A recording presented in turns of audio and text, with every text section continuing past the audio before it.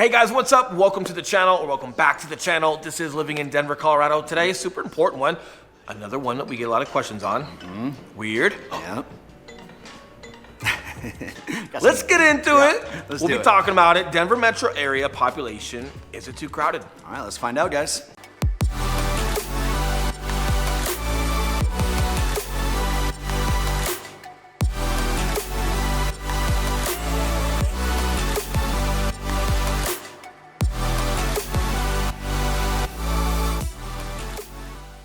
What's up, guys? Welcome to the channel. We are the Mile High Property Brothers. I'm Eli Schmidt. This is my partner, Will Grimes. And if it's your first time here, hit that subscribe button along with the notification bell, because every Tuesday and every Thursday and now every other Saturday, we're dropping a new video telling you everything there is to know about moving to or living in the Denver, Colorado area. 100%, and we are licensed brokers in the state of Colorado, which means as much as we love making these videos, we would love more to help you with your real estate needs. So that number that's popping up below, we are the guys who answer the phone calls and the text messages and those emails. But with that being said, let's talk about it. Let's get right into it. Huge question. Yeah. Is Denver metro too populated?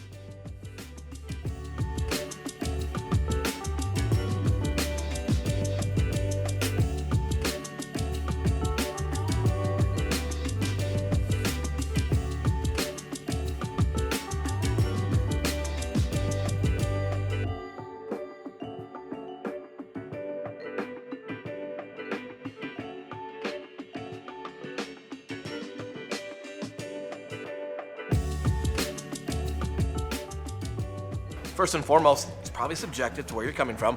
Yes, we get comments on our videos sometimes of people that have been here for 1,000 years.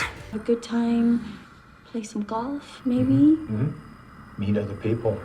And hey, they remember when it was 5 people in Denver and they like it to go back to where it was. Like, hey, completely understandable, and everybody likes what they like. But as far as like this overall, the way we judge things and the way other blogs and other websites judge things as far as like is it overpopulated is there still area to be incorporated, right?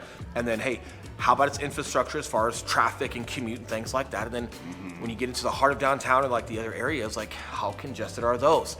And what's the pleasure and livability?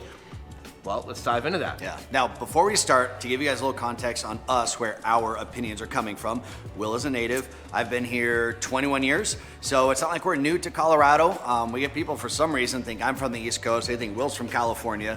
I don't know what that is. But Well, I spent a decade in California, in Southern that's true. California. Yeah. Like we also travel a lot just for work and things like that. So we've got a good grasp as far as like what we think traffic. And we've can seen be it other grow. places. We've seen it grow and change very much so. So, man, speaking to, is it overcrowded? Short answer, personal opinion, absolutely not.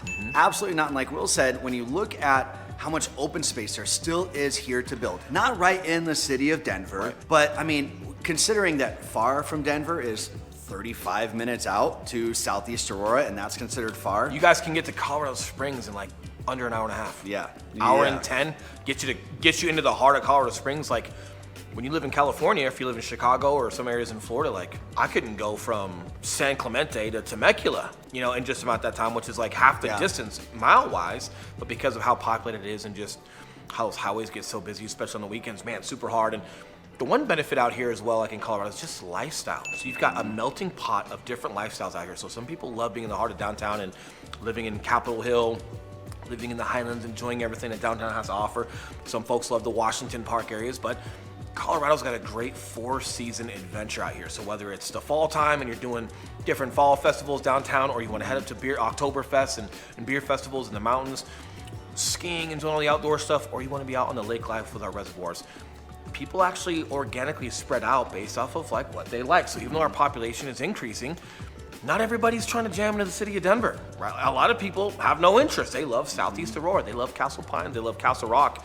They love North Springs. They love going up to Fort Collins. So organically, because of the different styles of people we get here and how much Colorado has to offer, everybody's kind of spreading out. And in addition to that, we're not even close to being incorporated as far as like overall development. So the city and county of Denver is surrounded by like your suburbias, right? City and county surrounding. So yes, is there gonna be a ton of like redevelopment in Colorado if they're, or in the heart of Denver? They've got to scrape and do things like that. And yes, that's happening, but the lot sizes are protected. Old style Victorian homes are protected. State parks are protected. So they're not going to go crowding everybody into the heart of Denver because there's only so much space to build. Now, does that mean the price point's going to go up for it? Absolutely, but the congestion is not. And we have less people here because they're not going to get rid of parks and do that. well, then you don't have over or too many people cramming in and congesting highways, and then just too many people for the livability. And again, back to my other point, a lot of people love Boulder. A lot of people love Southeast Aurora and Cherry Creek School District 5 and competitive sports and big brand new modern homes and awesome parks and grocery stores. Some people have the cultured life here as far as like the established University Hills neighborhood.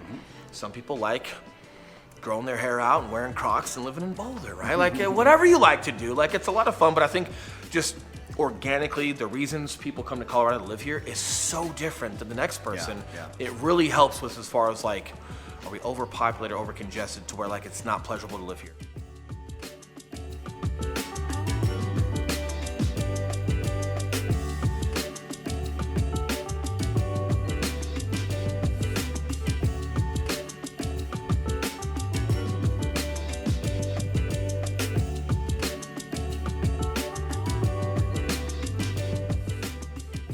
Now, here's where I think we do have a supply issue. It's on the west side. The mountains, the west side is equivalent to beachfront, okay? Correct. There's only so much that you can build towards the beach, right? The same with the mountains. So when you're looking at Boulder, prime example, Golden, Littleton, West Highlands Ranch, the mountains are right there. There's only so far that you can build west. So that means when you have limited supply but high demand, those prices do go up and up and up, and they can't keep building out west. So what does that mean? That means we're going north, east, and south. And man, there is plenty of land in Colorado to expand that way. And like on the western side, one of the newer developments is I can't remember. There's one that's Sterling Ranch. Yep, Sterling Ranch, Solterra. Yeah, Solterra's beautiful. Sterling Ranch Lakewood, is beautiful. West Lakewood is a Solterra. lot of really cool stuff that's out there. And like, yes, there's gonna be limited supply out there because you're on that western slope. But what's also cool is if you don't necessarily need to live right on that western slope, man, you'd be in Southeast Aurora. You're less than an hour away from the Rocky Mountains, right? You're literally just under 2 hours from like Estes Park and the Rocky Mountain National Park. Like really cool, and it's kind of fun to drive up north like that and hit Loveland and some fun areas, which is just below Fort Collins and all that cool stuff. But a lot of really cool stuff. But yes, if you want to be in the mountains, a little different. But believe it or not, when people get here and they realize, oh hey, this is a 4-season state. Yes, we get a lot of sunny weather, right? More sunny days in Florida. But when it snows, it snows. Out in like your Denver metro, it tends to melt pretty regular. The closer you get to that western slope, now you got to deal with a little bit more weather, especially if you live in the mountains. And that's different than most people are used to or willing to really deal with. And then if your house faces north, we've talked about this, right? You get a lot of shade during your day, so like you get even more snow and wind gusts that build up that snow onto your lot even further. So if that's your driveway facing north, something to consider. But again, living up on the western slope and then just commuting and going and having fun in the mountains.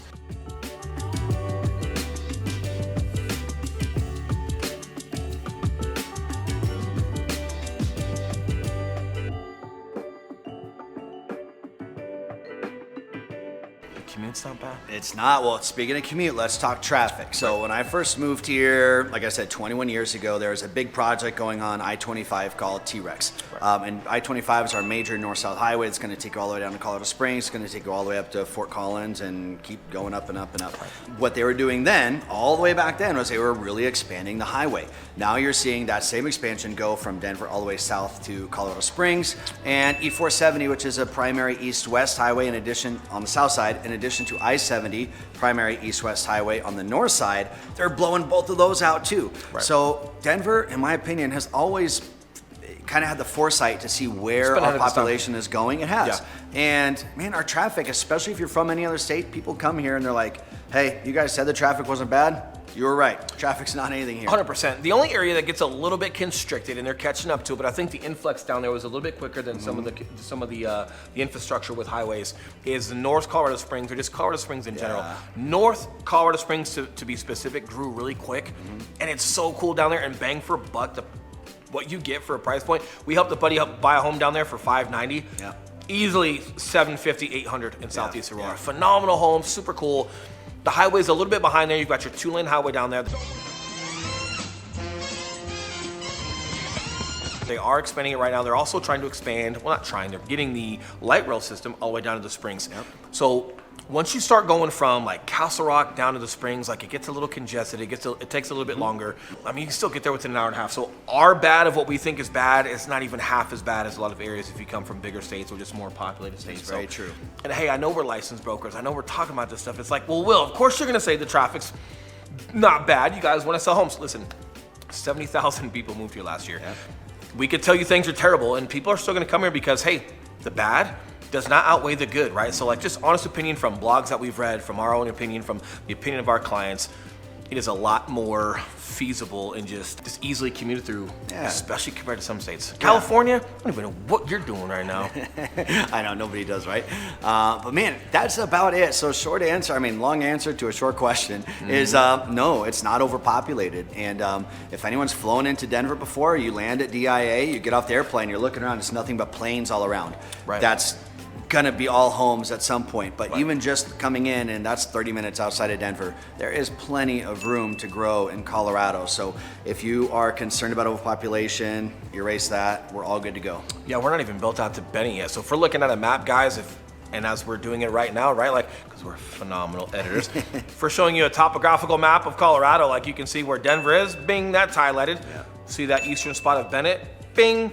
Bennett's just now kind of establishing some new builds out there, and then so everything top to bottom, all the way from Bennett, all the way east, all the way out to Kansas. There's just nothing. There's just not, like, you've got lower populations, but there's not a lot of population out there. It's still super unincorporated, and you can still see the mountains because they're big. They are big. Big. We're talking big like mountains. Big. But either way, guys, listen, we love helping you with your real estate needs. We love answering these questions. We love making videos on it, showing you B-roll of all the areas. What we love more than doing this and making these videos is helping you with those actual real estate needs, right? So that number that's popping back up below, we are the guys who answer the phone calls and the text messages and those emails. So whether it's this question or any other questions that you guys have, we would love to help this be a great process for you in coming to Colorado. So if there's any questions, call that number. But until next time, in next video, we'll see you guys soon. See you guys.